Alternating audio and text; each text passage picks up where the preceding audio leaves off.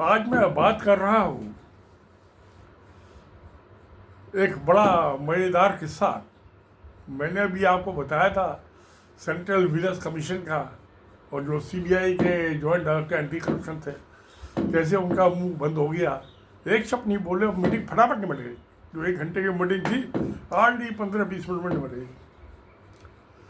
तो क्या हुआ कि हमारे जो इरिगेशन फ्लड कंट्रोल डिपार्टमेंट में दिल्ली गवर्नमेंट के, जब ये बरसात का रेनी सीजन चालू होता है तो उससे पहले स्टैंडर्ड ऑपरेटिंग प्रोसीजर है, एसओपी है कि चीफ इंजीनियर को सर्टिफिकेट इशू करना होता है कि जितने भी रेगुलेटर्स हैं नालों के ऊपर, जो कि जिनका आउटफॉल यमुना में है, कि उनको मैंने चेक कर लिया, वो सब फंक्शनल है, ग्रीज वगैरह लगा के। वो तो मगर डिवीजन वालों का काम था। वो इंस्पेक्शन करना तो बड़ा फिजिकल, क्योंकि अगर जमुना में बाढ़ आ गई, रिवर में हाई लेवल हो गया, तो अगर जो रेगुलेटर काम नहीं कर रहा, उसको बंद नहीं किया, तो बैक वाटर होगी, कॉलोनी में पानी में बढ़ जाएगा। इसलिए बड़ा इंपॉर्टेंट काम था और बहुत साल होता था। तो हमारे वो चीफ इंजीनियर साहब थे, वो प्रकाश कुमरा जी, बड़े अच्छे आदमी थे। तो इंटेलिजेंट आदमी थे, डेपुटेशन पाए हुए थे। तो क्या हुआ कि वो इंस्पेक्शन पे गए होते हैं मई के महीने में। अब दिल्ली में मई में बहुत गर्मी हो जाती है, पसीना आ जाता है। और उस जमाने में एम्बेसडर कार होती थी स्टाफ का, जिसमें जाते थे वो, उसमें एसी नहीं होता था। ऑफिस में तो एसी लगा हुआ था। तो खैर वो तकरीबन वो 1:30 बजे आए, लौट के सुबह निकल पड़े 8 बजे। इंजीनियर्स को बहुत मेहनत करनी पड़ती है, काम करना पड़ता है। तो वो थे 8 बजे चले और 1:30 बजे, यानी 5-6 घंटे का ट्रैवल, सारे रेगुलेटर थे जमुना के किनारे तक, 14 रेगुलेटर्स थे, सब इंस्पेक्शन करके आया फिजिकली। और वहाँ आके बैठे तो पीओ ने खाना गर्म करके लगा दिया, लंच का। मैं उनका जो पीए था, उसने आगे बताया कि सर, सीबीआई का इंस्पेक्टर बैठा हुआ है, आपकी इंतजार कर रहा है 2-2.5 घंटे से कि साहब का वो स्टेटमेंट लेना है। अब उनका तो पसीना और ज़्यादा बढ़ गया।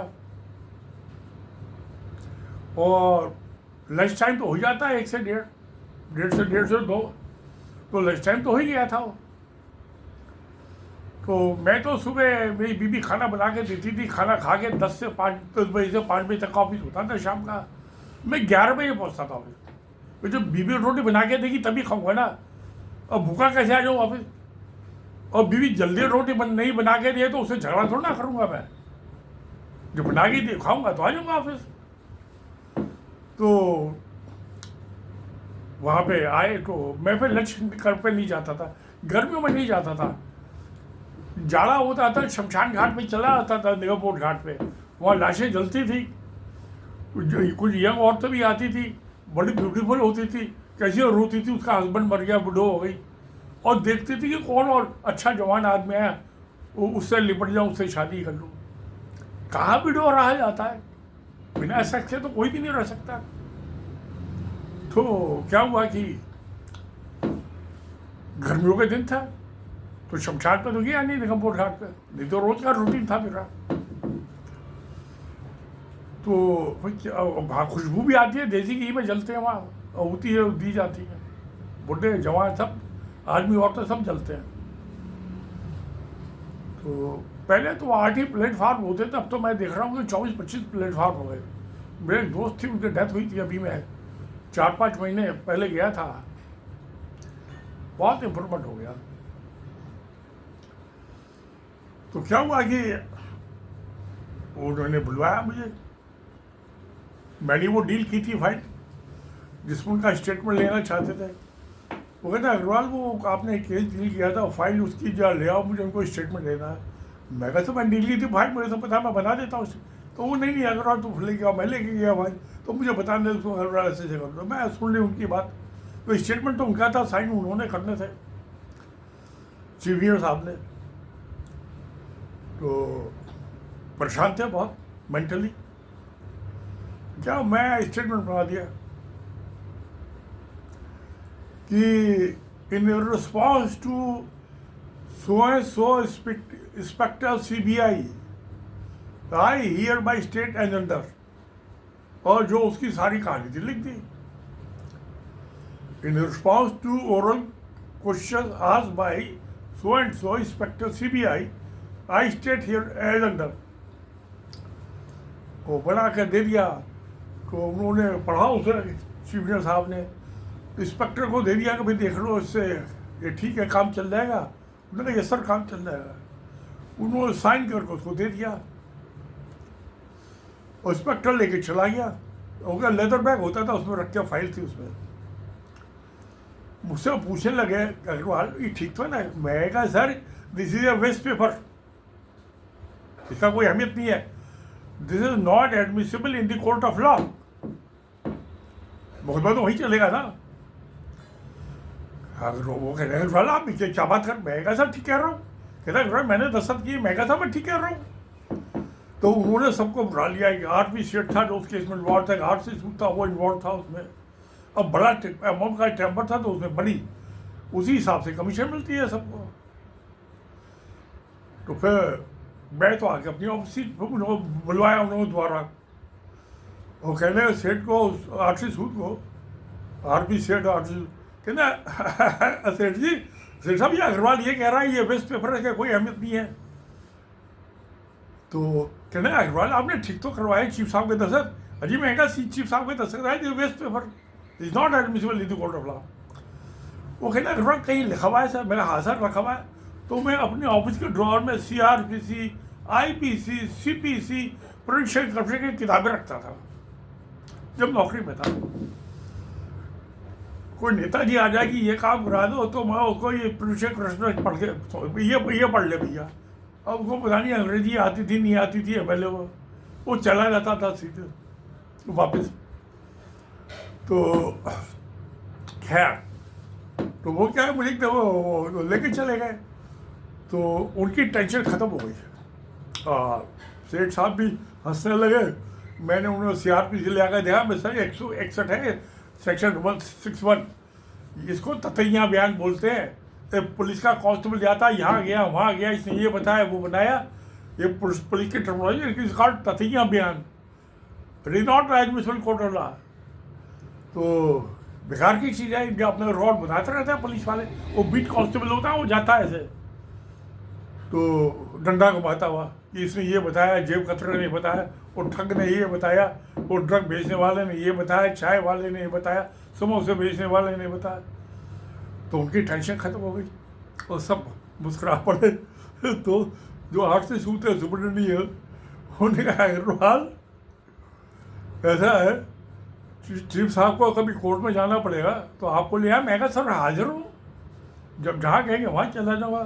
तो वो मुझे सेंट्रल विजिलेंस कमीशन वहाँ मुझे सब जगह लेके जाते थे अपने साथ कि ये निपटा देगा मामला, जिसने कोई इधर उधर चार फाड़ की। तो इसको लॉ का पता है, क्रिमिनल लॉ का। मुझे सिविल क्रिमिनल लॉ और कॉन्स्टिट्यूशन मुझे आधा था, कॉन्स्टिट्यूशन ये पता है। 511 सेक्शन है IPC में, उसमें आधे सेक्शन मुझे मुँह जबानी पता है। ऐसी हाल CRPC का, जजों की ऐसी ऐसी पुलिस वालों की। तो खैर वो मामला उस टाइम तो निबट गया। क्या उसके 5-6 दिन बाद जो था, शायद हफ्ता बाद, ऑफिस के कुछ इन्वॉल्व थे, मिनिस्टर से उनके घर पर छापा मारा तो 40 लाख का कैश मिला जो CBI वालों ने रेड किया। तो उन्होंने कहा ये तो मेरे CA का है, मेरा है ही नहीं। वो चार्टर्ड अकाउंटेंट था उनका बेटा छोटा वाला, ये ले जाओ आपके लिए ही है पैसा। वो ले गए CBI वाले, वो पंचनामा भी नहीं बनाया, सीजन मीमो भी नहीं बनाया, तो लेकर चले गए, जो कि मैंडेटरी है। वो कैसे लेके कैसे चले गए? पहले वो जब्ती है, पंचनामा बनाओ, सीजर मीमो बनाओ, जिसके पास है बरामद हुआ के दस्तखत कराओ। ऐसे कैसे? तो वो भी पैसे खा के खुश। क्या वो मामला जो था, फिर वो पॉलिटिकली इन्फ्लुएंशियल थे हमारे चीफ साहब उस टाइम जो थे, वो होम मिनिस्टर थे सरदार जी, क्या नाम था, मैं नाम भूल रहा हूँ। 81 की बात है, बड़ी पुरानी बात हो गई, 44 साल पुरानी। तो वो बड़े इन्फ्लुएंशियल आदमी थे, तो मामला रफा दफा हो गया, कोर्ट तक गया ही नहीं। मैं उसका कुछ और अंजाम निकला। ऐसा वो अपने बेटे के ससुराल में शादी, पता नहीं कोई फंक्शन था, शायद शादी थी, तो मैं अभी बेगा बुढ़े बुढ़िया दोनों लौट रहे थे, तो पता नहीं औरतों में चक्करबाजी होती रहती है। वो जो रेड छापा पड़ा था उस बात को लेके, अब उनकी वाइफ को बड़ा बुरा लगा कि बेटे की ससुराल में बदनामी हो रही है। ओ बुढ़े बुढ़िया में झगड़ा हो गया आपस में, कार में लौटते हुए। कार तो ड्राइवर ही चला रहा था, रात को 12 बजे को। दिल्ली में तो शाम को जो है पहले 2-2 पैक लगेंगे, उसके बाद डिनर होगा, तो शादी ऐसी होती है ना। तो खैर आगा जी फिर घर पर भी झगड़ा होता रहा। अब उनकी वाइफ को नींद नहीं आती थी, वो नींद की गोली लेती थी। वो दिन उसने ज़्यादा गोलियां ले ली क्योंकि गुस्सा था, नींद मुश्किल से आती। उसमें क्या हो गया, उनके प्राण पखेड़ उड़ गए। पता चला सुबह तो उठी नहीं, वो डेथ हो गई। अब वो एक केस बन गया। अब पुलिस वाले तो इंक्वायरी करते हैं, पास पड़ोसी से पूछा, होगा जी हाँ रात को झगड़ा तो हुआ था, इनकी आवाज़ तो आ रही थी, ऊंची ऊंची आवाज़ में बोल लेते दोनों। वो वसंत विहार में रहते थे, ए ब्लॉक में, दिल्ली में। वो जमाने में पोस्ट कॉलोनी होती थी। तो झगड़ा तो हुआ था कुछ, कब भैया पता नहीं क्या था क्या नहीं। खैर वो पुलिस वालों ने भी पैसे खाए और मामला रफा दफा। जो बीबी बुढ़िया जान से चली गई, मगर यानी कि अंत जो था करप्शन का, वो सुखद नहीं हुआ। बीबी जो है चली गई दुनिया छोड़ के। पंछी पिंजरे से निकल गया, हवा में उड़ गया। चल उड़ जा रे पंछी, अब तेरा कहीं और ठिकाना है। तो खैर मेरे उनसे बड़े अच्छे ताल्लुकात थे कुबरा साहब से। मैं एक आध दफ़े उनके रिटायरमेंट के भी बाद भी गया था घर, पर उन्होंने मुझे याद, उन्होंने कुछ ऐसी चीज़ की थी, मुझे प्लानिंग में पोस्टिंग रखी, इन्वेस्टिगेशन प्लानिंग डिवीजन में।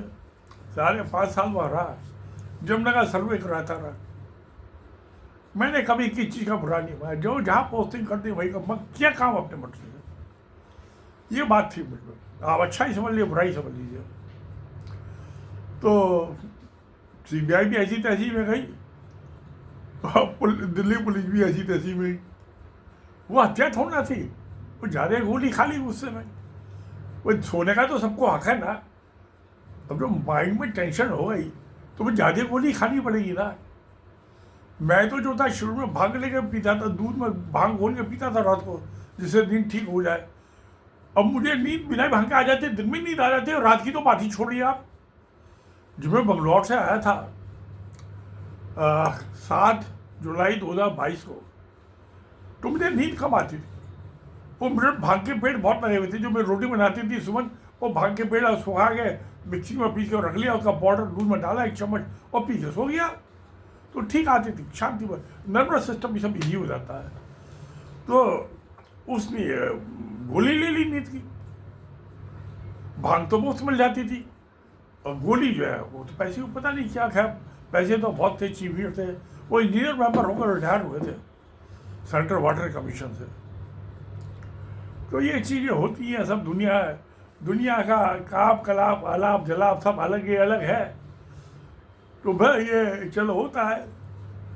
तो CBI को कैसे हैंडल करते हैं वो फिर आपको और कोई किस्सा बताऊंगा।